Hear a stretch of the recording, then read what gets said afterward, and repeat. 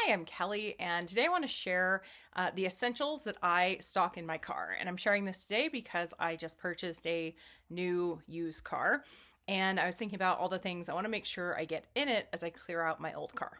Not everything will apply to you, but maybe take some notes. And if you have anything that you insist on having in your car that I don't have, definitely leave me a comment, let me know.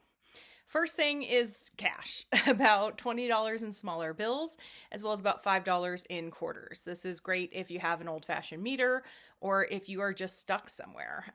If you forget your wallet at home and you need some gas, $20 may not get you a full tank, but it hopefully will get you back home or to a safe place. The next is the essential, usual stuff like your insurance and registration card. Also, take out all the old registrations and the old insurance cards because if you ever get pulled over, not that I have, and you can't find the correct one, the officer may get progressively more annoyed with you as you throw the old ones in the back seat trying to find the current one. I also have a photocopy of my driver's license. I know you're supposed to have the real one with you, but in the case that it is out of my wallet for some reason or I don't have it, at least I have the number so that they can look me up and know I'm not a hardened criminal. Next is just basic stuff that I kind of think of as like toiletries, but also just nice to have when you're on the road. So for me, that's hand sanitizer, gum, a comb or hairbrush, hair ties, an umbrella, face masks, tissues, feminine products, and definitely deodorant. I don't care who you are. If it gets above 80 degrees in the city you live in, put deodorant in your car. You will thank me later. Also, not necessarily something I choose to put in, but there's always about 100 fast food napkins, which is great if there's a spill or you just need to sop something up quickly. I also usually keep a case of water bottles in my trunk, and that is just so I can always have something on the go. I don't have to spend $4 on a bottle of water if I'm thirsty, but it's also allowed me to give water bottles very easily to people.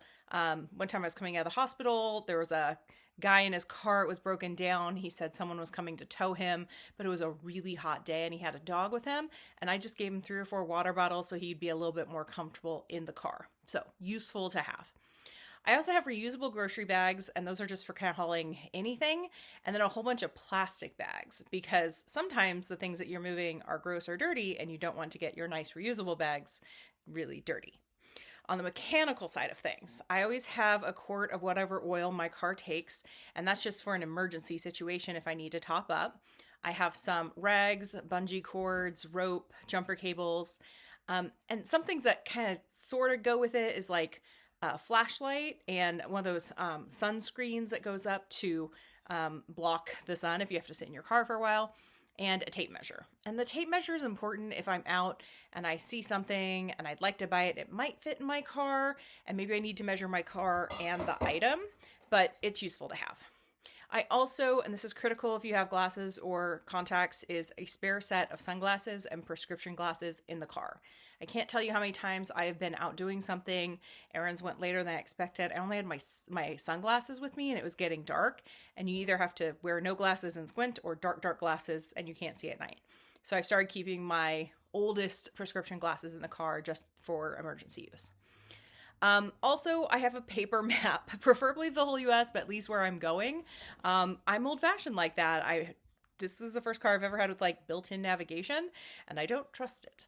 I've also been in situations where there was an accident and I had to navigate through the backwoods of Pennsylvania, which is about as much fun as you think it would be, and try to get somewhere using my map skills. So have a map. I also have a small bag of snacks. This kind of rotates out. It's usually just like granola bars or trail mix, something easy. And that's so if I am rushing or I'm just stuck somewhere and I can't get to a restaurant or grocery store to get food, I have something and I don't get increasingly hangry. I have approximately 50 different chapsticks throughout my car. I buy them very cheap and in bulk so that if I lose them or accidentally put them through the washer, again, not that I've ever done that, I can have a new one pretty easily on hand. And then there's some extra things, which I think if you have the funds and you're able to do it, are worth putting in the car. First is headache medicine.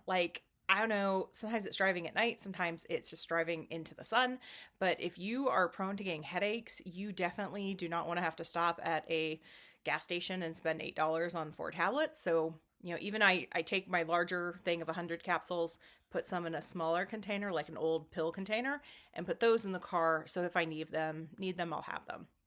Also, sunscreen. Again, it's great when you need it. And sunscreen, I find like expires super quickly these days, like within a year. And I don't go through a whole thing of sunscreen. So I'll take the one that's just expired and put it in the car because something is better than nothing. And then usually a jacket or a hoodie. Again, if it's real hot out, you can take stuff off. If you're freezing cold, you want to have layers to put on. If you do live in a really cold climate, definitely throw in the scarf, the hat, the gloves. And this time of year in the winter, you want to have the ice scraper and anything like that for winterizing your car and making sure that you'll be okay if bad weather arrives. But if I'm traveling for like a road trip, I might also throw a blanket in.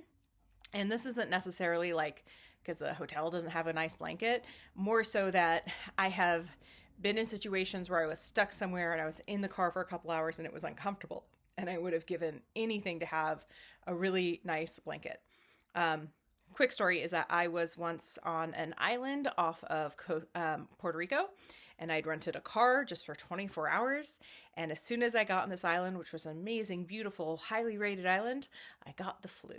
And I remember driving to this beach and it was raining, and I thought, okay, I'll just wait it out for a little bit. So I got in the back seat of this SUV I'd rented and I took a nap, and it was probably the worst nap of my life because I was so sick and uncomfortable.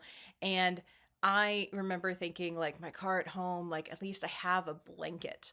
And then, I saw the beach for a whole 10 minutes before I gave up and went back to my rental home and just like was sad and sick for the night. But it's one of those things that doesn't take up a lot of space. Can be something that you get, at these after Christmas sales for $4, and can help you in multiple ways. If you're moving furniture, it can help pad the furniture. If you have a sick kid, like, put it on the floor in case they spew. If there's something wrong with the car and you need to fix it, put it on the ground as you get under the car. And if you're in the car at night and it's cold, it's something comfortable for you. So those are just some extras, but kind of maybe look at your car, do a little refresh this time of year and see what you need, and what you can add to make things just a little bit more comfortable when you're on the road.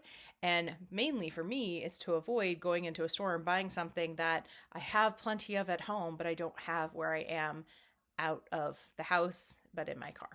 Hope they found this helpful. And again, if there was something that I missed that you think I should definitely put in my car, let me know. It's a new car, so I've got plenty of space to fill up, and I'm curious to hear what you think.